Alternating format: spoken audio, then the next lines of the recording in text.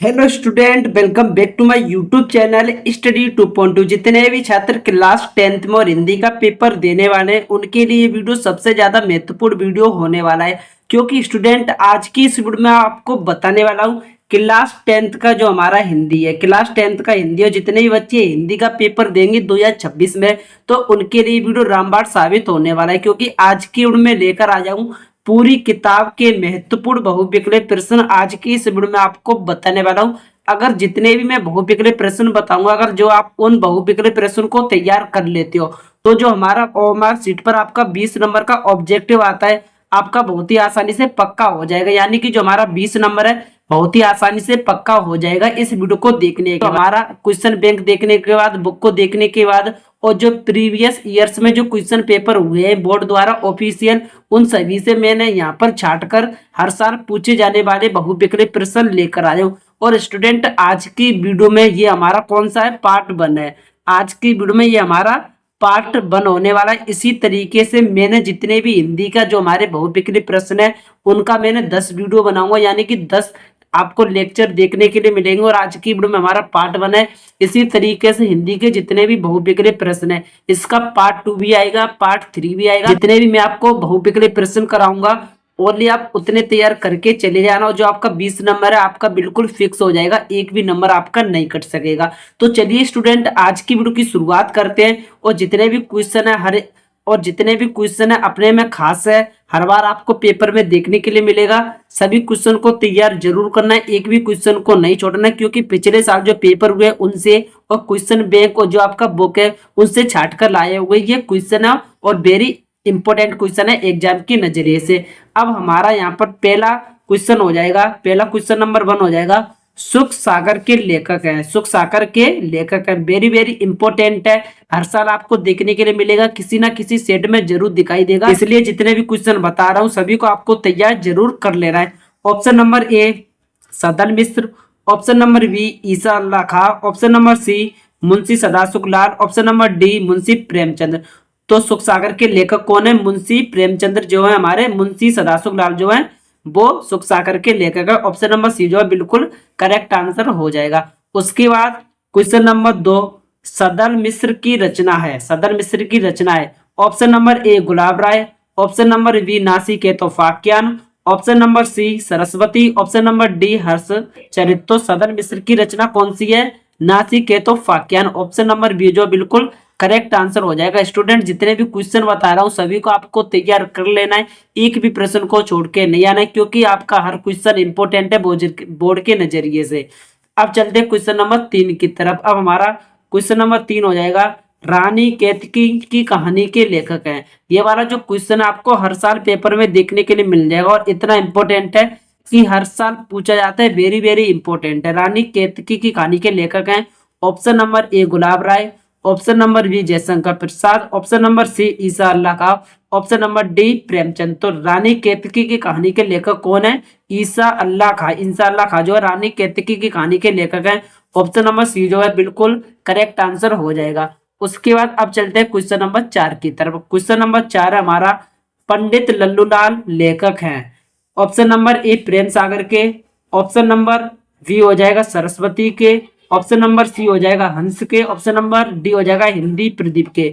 तो जो पंडित लल्लूलाल लेखक किसके हैं? प्रेम सागर के हैं। ऑप्शन नंबर ए जो है बिल्कुल करेक्ट आंसर हो जाएगा। अगर ये वीडियो आपको पसंद आ रहा है तो आपसे निवेदन है कि चैनल को जरूर सब्सक्राइब करना, साथ में वीडियो को भी लाइक कर देना, और अपने दोस्तों को भी जरूर भेजना अगर वो भी अपना हिंदी का तैयारी बेहतर तरीके से करना चाहते हैं, क्योंकि इस चैनल पर मैं आपको सभी सब्जेक्ट का तैयारी करवा रहा हूँ।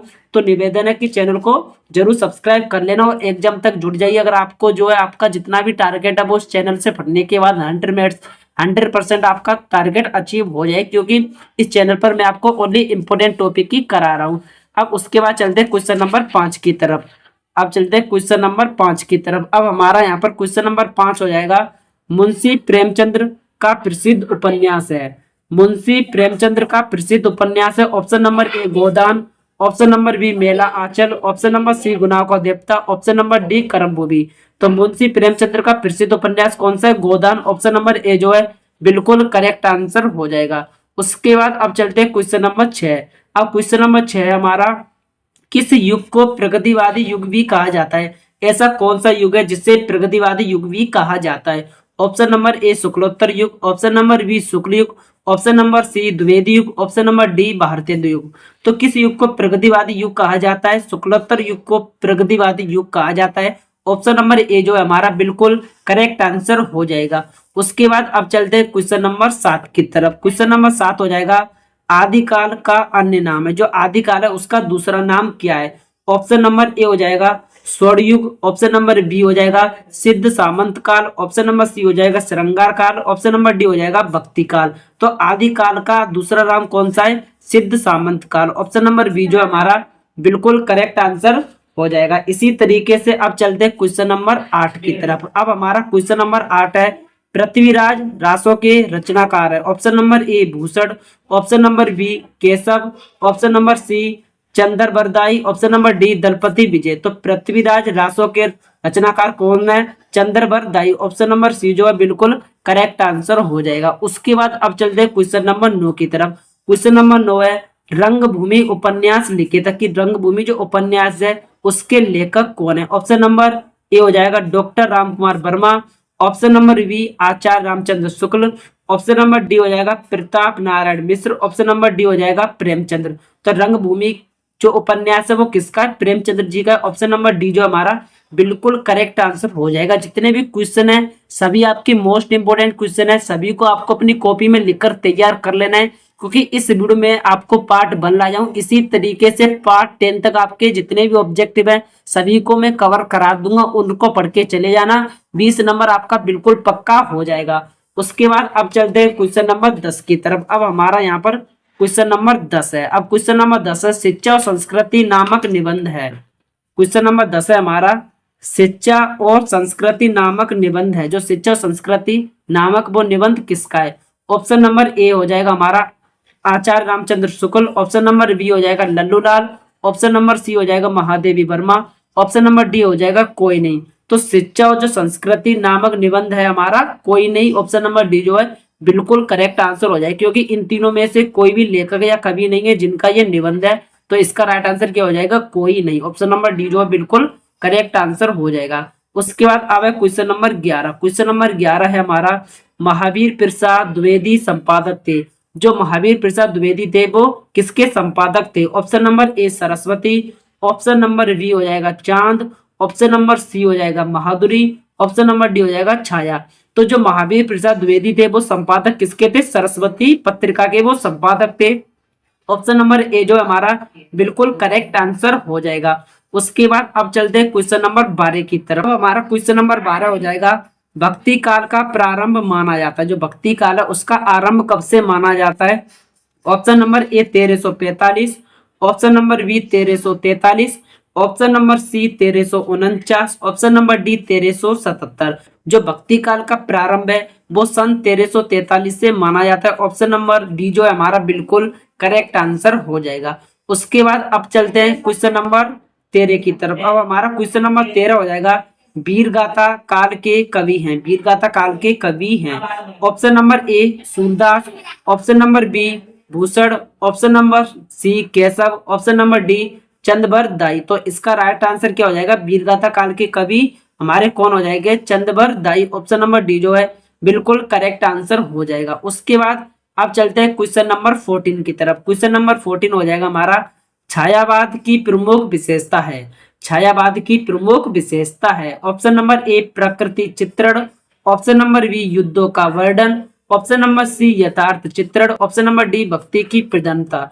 तो जो हमारा छायावाद की प्रमुख विशेषता कौन सी है?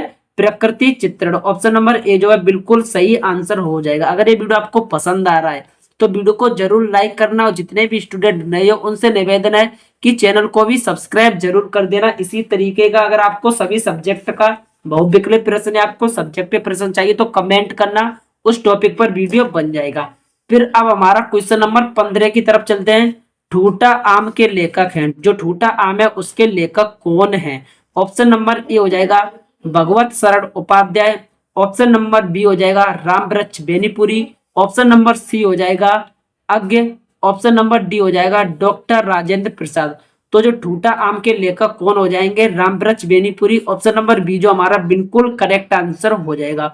उसके बाद अब चलते हैं क्वेश्चन नंबर 16 की तरफ। क्वेश्चन नंबर 16 हो जाएगा, कृष्ण भक्ति शाखा के प्रतिनिधि कवि। कृष्ण भक्ति शाखा के प्रतिनिधि कवि कौन है? Option number A Meera, option number B Raskhan, option number C Parmanand Das, option number D Surdas. तो कृष्ण भक्ति शाखा के प्रतिनिधि कवि किसको कहा जाता है? सूरदास जी को। ऑप्शन नंबर डी जो हमारा बिल्कुल करेक्ट आंसर हो जाएगा।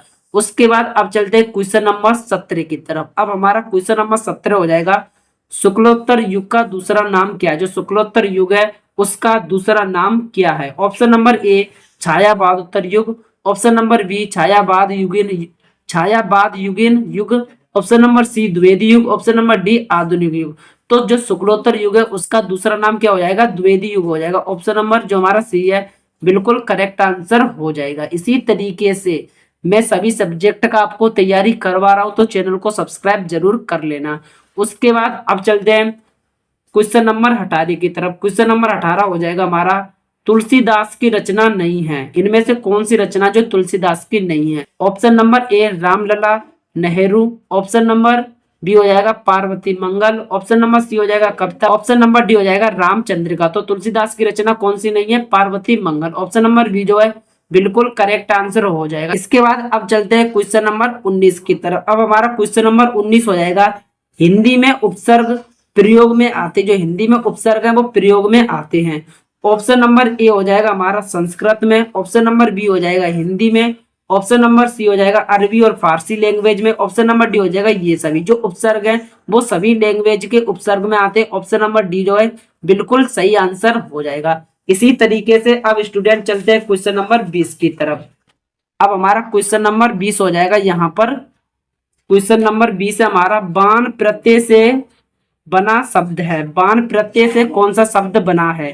ऑप्शन नंबर ए कोचवान, ऑप्शन नंबर बी मुस्कान, ऑप्शन नंबर डी पहचान, ऑप्शन नंबर डी हो जाएगा इनमें से कोई नहीं।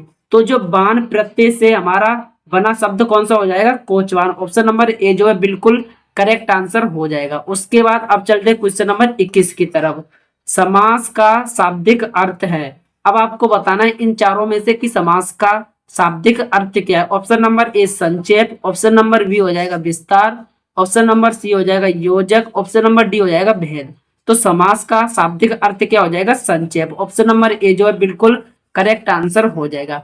उसके बाद अब चलते हैं क्वेश्चन नंबर 22 की तरफ। क्वेश्चन नंबर 22 हमारा, नाविक का संधि विच्छेद है। जो नाविक है उसका संधि विच्छेद क्या है?